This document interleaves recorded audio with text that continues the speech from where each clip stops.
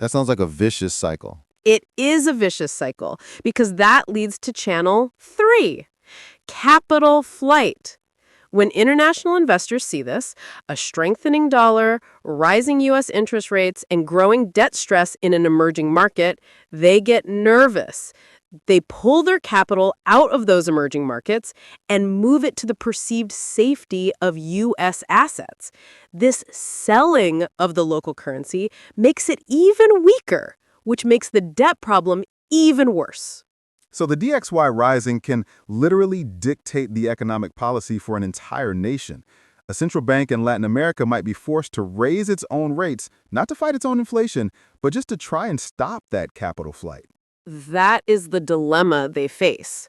Risk inflation or risk a recession. It's an incredibly tough spot, and it's often dictated by the DXY. Practical actions and conclusion.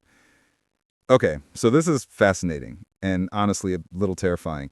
It feels like the whole world is just reacting to the Fed's decisions. So for a regular person listening to this, what's the takeaway? What can we do?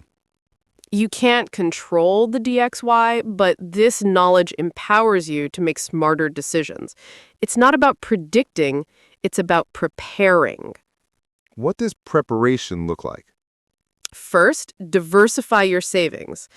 If you live in an economy that is vulnerable to these currency shocks, it's simply prudent to hold a portion of your long-term savings in a more stable asset. For many, that means holding some dollars or dollar-denominated assets. That makes sense. What else? Second, evaluate your debts. If you have the choice, try to avoid taking on significant debt, like a home loan, in a currency that you don't earn. If you earn pesos, it's almost always safer to borrow in pesos. And finally, just pay attention. Just pay attention. You don't need to become a trader. But the next time you hear a Fed announcement on the news, don't tune it out.